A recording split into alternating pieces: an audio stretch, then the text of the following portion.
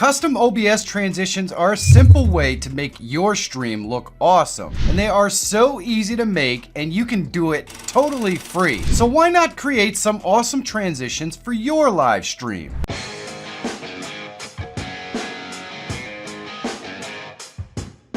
Hello my YouTube friends! We're going to be using DaVinci Resolve to make our transitions today. DaVinci Resolve is a really powerful free editing software that you can use to do all kinds of cool stuff. Obviously, today we're going to use it to create custom transitions for OBS. So you know what? Let's get to it! Let's do this. Here we are in DaVinci Resolve. I'm going to click Untitled Project. We'll get in here.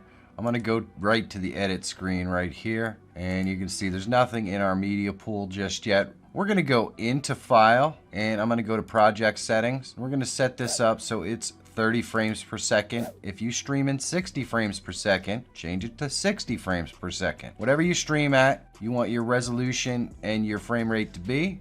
We're going to click Save. And I'm just going to drag in a logo real quick into our media pool. That's it. That's all we need to do. We're going to go over to Effects, and we want to select Generators. And I'm going to go down here and drag a solid color over this. And we're going to use a couple of these. I'm going to select my solid color, go over to Color, and I'm going to change it to a green screen color. There we go. And then we're going to go to Effects, and I'm going to go ahead and drag a solid color in here again. We're going to change this. I'm going to use my light blue color, part of my color palette. I'm going to go a little more that way. There we go. And I'm also going to use a yellow color. So what I'm going to do is go ahead and select that. We'll select my yellow color. I like it to be a little bit more. Yeah, that's not too bad.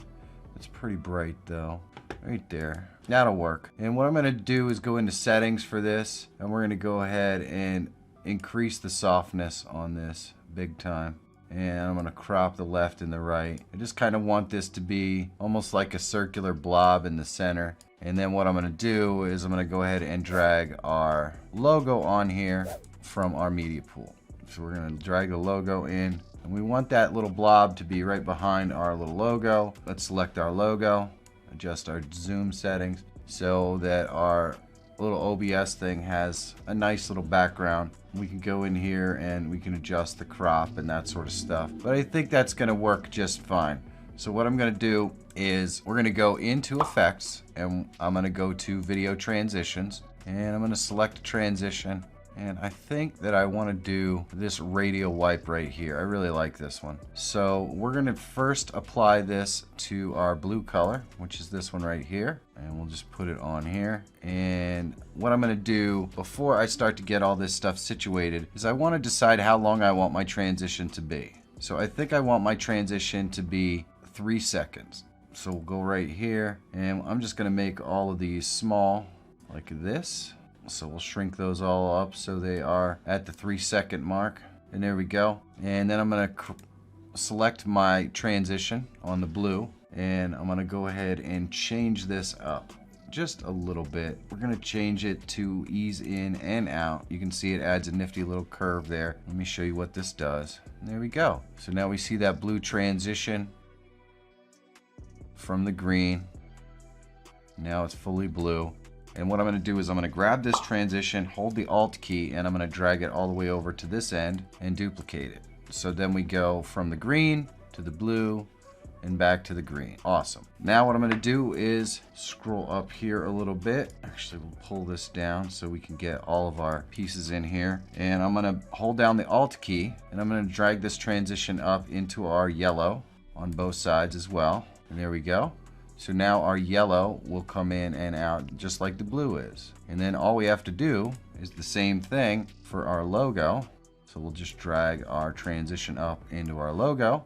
Now everything is appearing just like that. And what I want to do is add a little bit more interest or movement here. So I'm going to go ahead and select our OBS logo. It could be any logo, doesn't matter. You can use whatever logo you want. And it's selected on transition here. We want to go to the video part of this. It's not a video, it's actually just an image, but it will treat it as a video. And I'm going to go down here, and I'm just going to select dynamic zoom, and I'm going to go with an ease in. And so what that's going to do is add a little bit of motion to our OBS logo. And it's going backwards. I don't like that. We're going to swap and we'll go ahead and play it again. Now we see our OBS logo coming in.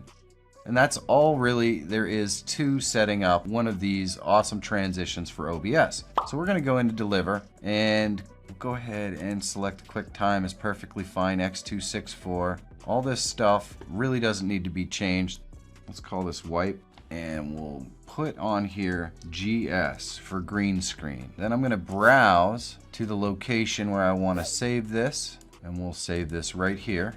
All right. And all we have to do is click add to render queue and we're going to render it out. And there we go. So there is one more step here. We're going to go back into edit and we're going to go into our media pool. What we're going to do is we're just going to go ahead and grab the file that we just created with the green screen, because now we want to remove the green screen part of it, and this is the easiest way to do that. So we're going to bring this in here right there and we're going to right click on this and we're going to create a new timeline.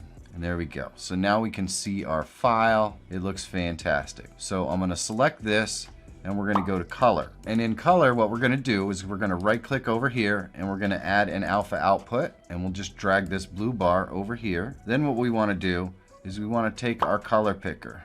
We want to go here, right, to where all the green is showing. We want to take our color picker and we want to pick the green color. And then what we're going to do is invert it so the green is gone. Then all we need to do is we can drag this out and you can see that anything that was green is going to be alpha now. And we do get a little bit of this edging right here, but I'm not super worried about it. It goes fast enough that you cannot see it, so it's not a big deal. And there we go. So that's what we're going to get. And all we have to do now is go back to deliver and we're going to change this to just wipe. We're going to change this. It's still going to be QuickTime, but we are going to go to uncompressed. Then we're going to select BGRA 8-bit because that adds the alpha, and we want to make sure our resolution and our frame rate are correct. Export alpha, add to render queue, and we're going to render this file. And there we go. So the only other thing that I want to do is I'm going to go ahead and open up our Shutter encoder. If you aren't familiar with Shutter encoder, it's totally free. What it's going to do is re-encode our files so they're much smaller and easier for OBS to handle, thereby optimizing our video files, or in this case, our transitions. And then I'm just going to take our wipe movie, drag it in here. We're going to drop this down and select VP9. And we're going to go into advanced features and select enable alpha channel. And then I'm going to start the function, and this is going to turn that into a WebM format that is easily usable in OBS. All we have to do now is add it to OBS. Likes and comments are super easy things that you can do to help push this video to a wider audience. So take a second down below and let me know how I'm doing. And while you're there, if you're not subscribed, please do. It really does help me continue to make content that helps you. So thanks. Now that was easy, right? Let's add the transition into OBS. Here we are in OBS. I just have a bunch of different scenes in here that we can scroll through, and we want to add a transition. So we're going to go over here. We'll drop this down and we're going to select our stinger transition, and we can call this one wipe so we know what it is. We'll browse to our stinger transition that we just created. We want to make sure that we select the WebM version. We'll click open. Then we're going to drop this down and select frames. Now we know it's 30 frames per second and there's 3 seconds to this clip, which means the changeover from A to B has to happen at the exact halfway point or around the halfway point. So the transition point would be 45 seconds.